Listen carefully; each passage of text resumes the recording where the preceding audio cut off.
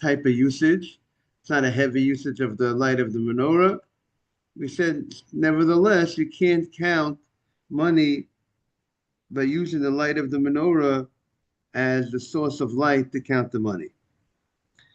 And we had an opinion that challenged that law, the opinion of Shmuel, that he said, is there holiness for a light? Does a light have holiness? So what should be the problem of, I mean, it's not, you're not like benefiting from, when you're benefiting from Hekdesh, from something that belongs to the Beit HaMikdash, I understand you can't use something that's consecrated to the Beit HaMikdash for personal use. But here we're talking about something that's a Hanukkah menorah. The Hanukkah menorah, it's not Hekdesh, it's not something that's consecrated to Beit HaMikdash. So what's the problem? And Rav Yosef told them, what do you mean? We are on 22a. Rav Yosef told them, what do you mean? We find by the blood of a slaughtering. You slaughter a bird, Torah says you have to cover the blood. And we have a teaching that tells us when you slaughter, how do you slaughter a bird? You slaughter it, you take a hand, you take a knife, and you slaughter it. And the Torah teaches us that when you slaughter it, you have to use your hand to cover up the blood of the bird. There's a teaching, but you can't use your foot to push the dirt onto the, you cover the blood with afar, with dirt. You can't take your foot and push the dirt onto the blood, because that's not doing the mitzvah in a respectful way. You do using your foot. And therefore, that's what he wants to say, that the reason. Good morning. Good to see you, Miles. We welcome Miles. In order that the mitzvah, I'll bring up to date. First of all, I just want to say the Birkat HaTorah first. Yeah, it's fine. We said already. Very good. No, I didn't say it. Oh, you said. Good. Yeah, woke up. Yeah. Yeah. So the Gemara says, therefore, we learned that's what he wants to suggest is the same reason why you can't go ahead and use the light of the menorah for personal use, because it's not respectful to the menorah. It's not, you're not treating the menorah with respect. Then the Gemara had the question of what about using the schach of a sukkah for personal use? And the Gemara said that they wanted to use Hanukkah menorah as a source, that the same way you can't use a Hanukkah menorah for personal use, so too you can't use a sukkah, the decoration of a sukkah for personal use. And to that, the Gemara shot back, you're trying to answer the question about sukkah by using Hanukkah because of the law that was stated by Hanukkah. But the law by Hanukkah was by a later rabbi, and the sukkah, really we can answer the question of sukkah from a Braita, from an earlier rabbi regarding sukkah. That we see by sukkah, here's the Gemara. Welcome. We see by sukkah that there's a Braita that says that you can't use let's say you adorned your sukkah. Miles made a beautiful sukkah and he hung apples in the sukkah, and apples and oranges to beautify the sukkah. And it's a mitzvah to beautify a mitzvah. When you do a mitzvah, right, you have a nice mezuzah, you have a beautiful mezuzah, you have a beautiful sukkah, beautiful schach. There's a mitzvah to beautify a sukkah, and there it clearly states that you can't go ahead and use the schach, the things that the noise sukkah, the things that you beautify the sukkah, you can't use those items for personal use. So therefore, if we have a question, can we use the sukkah the sukkah's decorations for personal use, we have an early brighter that answers the question. We don't need to come on to a late rabbi's opinion by Hanukkah, which is a late source when we could have a much earlier source. And that's what we ended off last week. And Elam Rabbi Yosef said we are on 22a, the top of the page, 22a in the right column, 22a2. You have 22a2? Good morning, Nathan. Avuhan de Kulon Dam, the father of all, the source of all these laws of Hanukkah, that you can't count the money of Hanukkah by the light of the menorah. You can't, meaning you can't use the light for personal use, and you can't use the decorations of a sukkah for personal use. The Av de Kulan is Dam. The Gemara, Rav Yosef wants to say the source of all of them is the story of the Dam. It's the story of the blood, that of the slaughtering of the bird, where we have a teaching that tells us you can't use the dirt. You can't place the dirt to cover the blood with using your foot, because it's not respectful.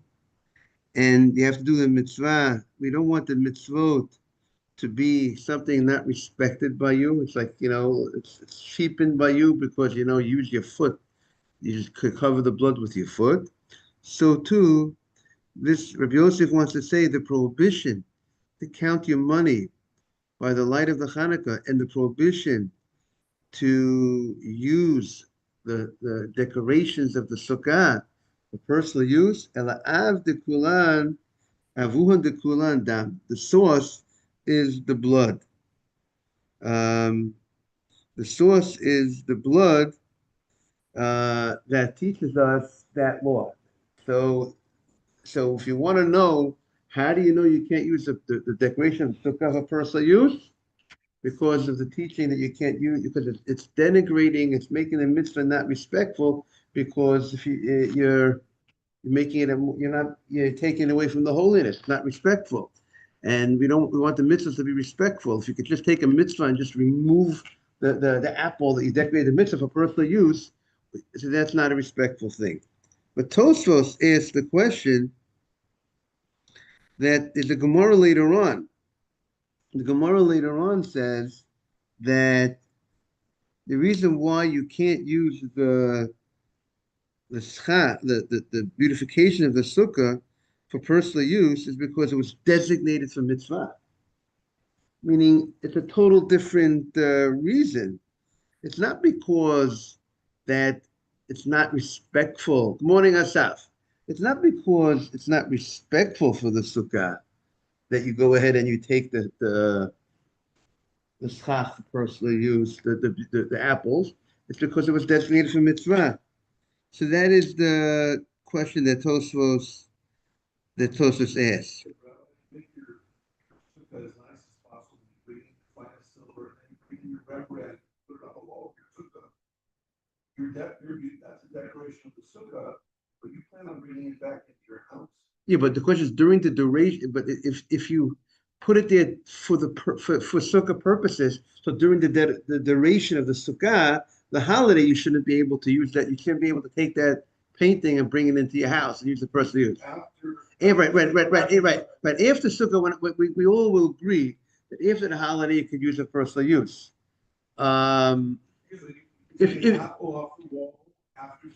If your intention was that it's only there for the mitzvah, see, you're getting to a good point, right? If my intention was if my intention was that I don't want it there I want it there just for mitzvah, but then you're getting it, then we'll get into a question. Let's say if the apple fell down, right? So if I had in mind that it should be only for the holiday sukkah, I still can't use it if the apple came down, because throughout the holidays that's it. When you put it up, you have to say, "I'm putting it up now for decoration, but I intend to eat it after sukkah." And you're pre-designating it double. So we have to. I'll tell you, we have to look into, because we have the issue, let's say, of the leftover. You see, we have when it comes to the oil, right? For oil of Hanukkah, right? So there's a discussion in halacha if you have leftover oil from the menorah that you intended to use for the mitzvah, and now it's after Hanukkah, can you use it for personal use? Can you use mitzvah Shabbat or for any other use? Right. So I think over there we say, because there you intended that oil should be consumed. It was that oil was, you had 10 ounces of oil that should be used for the mitzvah, and that should not be here at the end of the holiday. And now it is here at the end of the holiday. So now you have an issue.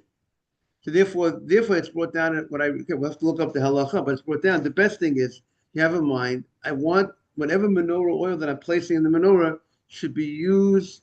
Whatever is used for the holiday is for the mitzvah. Is for the mitzvah. Whatever is left over is not for the mitzvah. But there we have to see if we can make a distinction, because there I had in mind actually to use it up. Right? It was going to be consumed, not here in the world.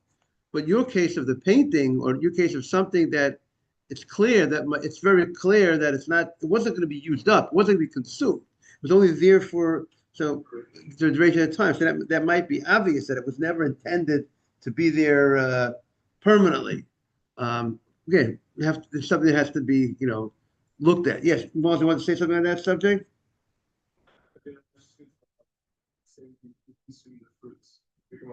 Right. You actually right. You wouldn't be able to, if that fruit, you can't take the fruit off the sukkah till it's over. Right. Then you right. So the Gemara says, Nathan, the Gemara says, to address your point, the Gemara says if you're doing the sukkah with peaches and grapes and all different types of and almonds, the Gemara or the Gemara says you can't use it until after the holiday. So it's pretty clear, right? There, I wasn't intending to eat those fruits during the holiday. I mean, it wasn't that the fruit was going to be consumed. It was a type of item, and even the Gemara says if I put a flask in one of the commentaries say in a clear glass of oil that I wanted to adorn my sukkah with a nice jug of oil. After the holiday, I could use that oil for personal use. For the painting, something that's not consumable, would it be more of like a mental perception of it? Like when it's in the sukkah, it's for the mitzvah, and then I know following sukkahs, it's right. For us, right. It was never intended to be there permanently. It's only there for the duration. Clearly, for the duration of, that's what it would seem like to me, for the duration of the sukkah holiday. So Tosfos is bothered by this question because until we got to this Gemara, based on maybe our Gemaras that we learned in Sukkah, Tosfos is asking from the Gemara later on.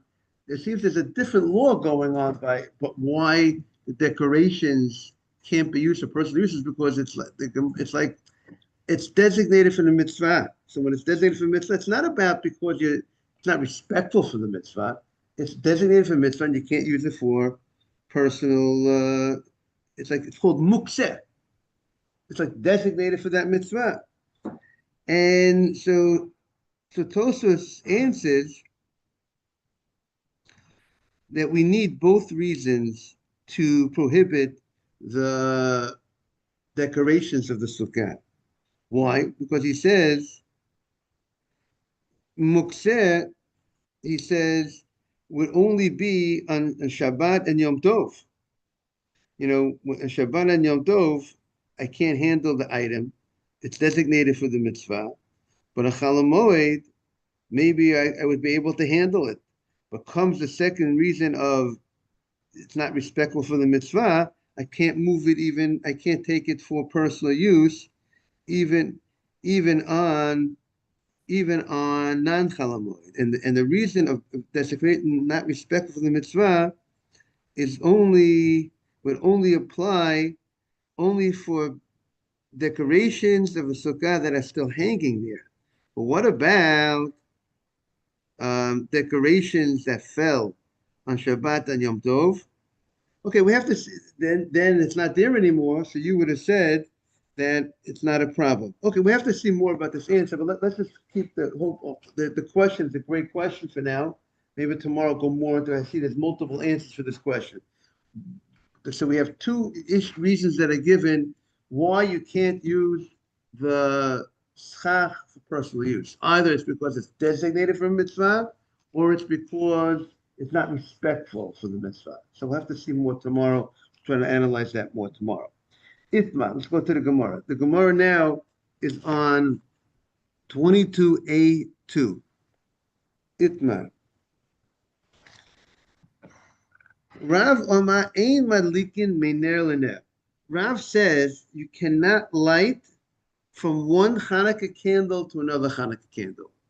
If you lit one Hanukkah candle and you want to take that Hanukkah candle and light another Hanukkah candle, can you use that candle number one to light candle number two? So the way we explained it, I'm actually directly using candle number one to light candle number two. Or there's another possibility, can I take a twig and use the Hanukkah candle, light the twig to light a second, now I want to take that twig and light a second candle. Can I do that? Can you light the shamash from the Hanukkah candle? Right. Remember, the shamash is not a Hanukkah candle. On Hanukkah, we light an extra candle. And the reason why we light an extra candle is so you're not supposed to use the Hanukkah menorah for personal use. And therefore, if you go ahead and you use it for personal use, so we'll consider it that using the light of the shamash. But the light of the shamash, and that extra candle is made for personal use. So can I use this shamash to use the menorah that's lit and to light the shamash from that menorah that's lit? That's one possibility to understand the argument. So first we'll see how they present the argument, and then the Gemara is going to have a discussion to analyze this argument. So Rav says, you can't light from one candle to another candle on Hanukkah. And Shmuel says, Madlikin. Shmuel says you can light. You're allowed to light from one Hanukkah candle to another Hanukkah candle. And the Gemara is going to... Okay, so, and we're going to see the Gemara is going to elaborate very soon. Now, the Gemara continues. Rav Oma ein matirin tzitzit mi beged lebeged. Rav says you cannot take out. Let's say you have tzitzit. You have a garment with tzitzit. And as some explain, we're talking about a garment that's usable. It's usable for the mitzvah tzitzit. You plan on using this. You're not getting rid of this garment. You plan on continuously wearing this garment at another time, and you want to take out the tzitzit from this garment and put into another garment. And eventually, I'll put back tzitzit in this garment. I'll wear this garment. So I'm not allowed. So according to Rav says, right, it's the mitzvah, right? So he says you're taking away the mitzvah. It's not, and according to some explain, good morning, that it's a lack of respect, with the way Nathan is saying, for this mitzvah. This garment, if I have a four-corner garment on me, and now I just remove the mitzvah, because the tzitzit that's on the garment is the mitzvah, and I remove the tzitzit from the garment, so it's a lack of respect. Shmuel holds, listen, you are taking out the tzitzit to fulfill the mitzvah in another garment. So it's not, he doesn't look at that as a lack of respect. If you maybe would go ahead, Shmuel would agree, if you just take out tzitzit, I'm just taking out the tzitzit. And I'm not going to take the tzitzit and putting it into another garment. That's a lack of respect for the mitzvah. But if I go ahead and take it, the tzitzit, and I put another garment, it's not a problem. So this halacha is very connected to our previous discussion of the Gemara about respect for mitzvot, not using your foot to cover the blood of a bird. So that is, and the halacha, just if you look in the Shulchan Aruch, the halacha states that you're allowed to go ahead and take out tzitzit from one garment to another garment. Shulchan Aruch and Siman Tes Vav, Sif Aleph says mutar lahatil tzitzit. You could go take tzitzit from this garment to another garment, and but that's only if you're putting in another garment. But if you don't plan on putting another garment, you take out the tzitzit from this garment, that just right has to be. That's the requirement that's needed in order for you to be allowed to just remove your tzitzit from a garment that you're still usable. But what about, you see? You wouldn't wear the garment again unless you put its back on. Right, exactly. But still, at the end, right. But if I so the Mishnah Berurah says that even from a new talit, even from one new talit to another new talit, and certainly from an old talit, you're allowed to take out the tzitzit and put him into another talit to fill the mitzvah. Now,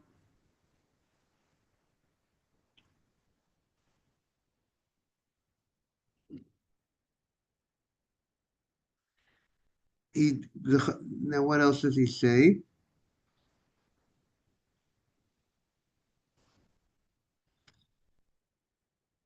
The Chafetz Chaim brings the Pri Megadim that says that if you have other tzitzit, meaning I have tzitzit on garment number one, but I have other tzitzit that I could go ahead and use for garment number two. So if I have other tzitzit, so it's better to be strict not to remove the tzitzit from garment number one. But number two, if I have other tzitzit, I can put the garment number two. Why should I remove the mitzvah from this when it's not justifiable? There's not enough purpose to take tzitzit from number one to number two if you have other tzitzit that you can put into number two.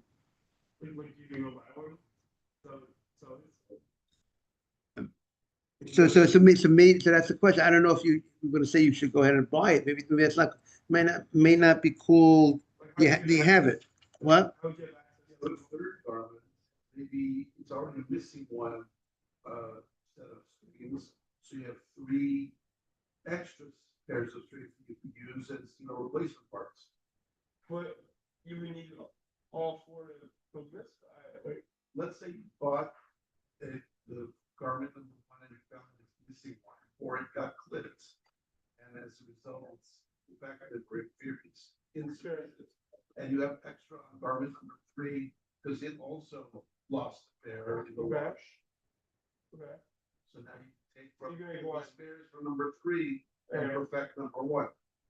Okay. Without hurting And the second one is we won't touch it because it's good. And then the third halacha. Now let's see it again. Itma Ravama again. Ravama ima. You can't light from one candle to another. Shmuel says you can light from one to the other. Rav says you can't. You can't take out the tzitzit from one tzitzit to another pair of tzitzit to another garment. Shmuel says you're allowed to, as we saw in Shulchan Aruch, as long as you're using it for the beged. It's not that you're just taking it out for no reason. You could do it. Rav Oma ein halacha k'Rab Shimon b'Greira. Rav says the halacha is not like Reb Shimon and Greira. Well, what's the case of Greira? Greira is gora adam mita v'safsal. You can take a bed. Let's say you have a bed with iron legs of the bed, and you're out in the field, and you're dragging the bed. I want to move the bed on Shabbat from point A to point B. The problem is that if I'm doing it out in the field and I'm making a whole furrow in the ground, that's like chafira, that's like harisha, it's like plowing. Now I'm softening up the ground for it could be used. People soften the ground to plant. So now, but my intention is not for that purpose. So that's but it's not. Let's say we're talking about it when it's not a psikration. Sometimes psikration means when you know definitely you're making a furrow. Oh. So let's say it's talking about a situation, whatever the case of the bed and the chair is, when it's not a psikration, when it's not definite that I'm going to be making that furrow. So there we have an argument whether I'm allowed to do that on Shabbat, because I know there's a good chance it might happen. It's not definite it's going to happen. So we have an argument between Rav and Shmuel. So Rav says it's interesting. All these three cases, Rav is strict, and all these three cases, Shmuel is lenient. And he says, so Rav says, Ein halacha Rav Shimon Greira. Rav says, halacha does not follow Rav Shimon. You cannot move that bed. Shmuel halacha Rav Shimon the Greira. Shmuel says the halacha is like Shimon and Greira. You could move that bed since you don't intend to make the furrow, and it's not a psik resha. So Abaye. So Abaye says, Kol milei demar ovid karav. My master Rav Abaye was brought up by Rabbi Nachmani. Or here Rashi says he was the Rebbe of Abaye, but I think it's brought down somewhere that he brought him up. And Abaye said, my rabbi, Kol milei demar, my master, ovid karav. When it came to halachot, especially, it says that Rav was an expert in isurim, laws that involve permitted, things that are permitted or forbidden. Shmuel was more of an expert in finance.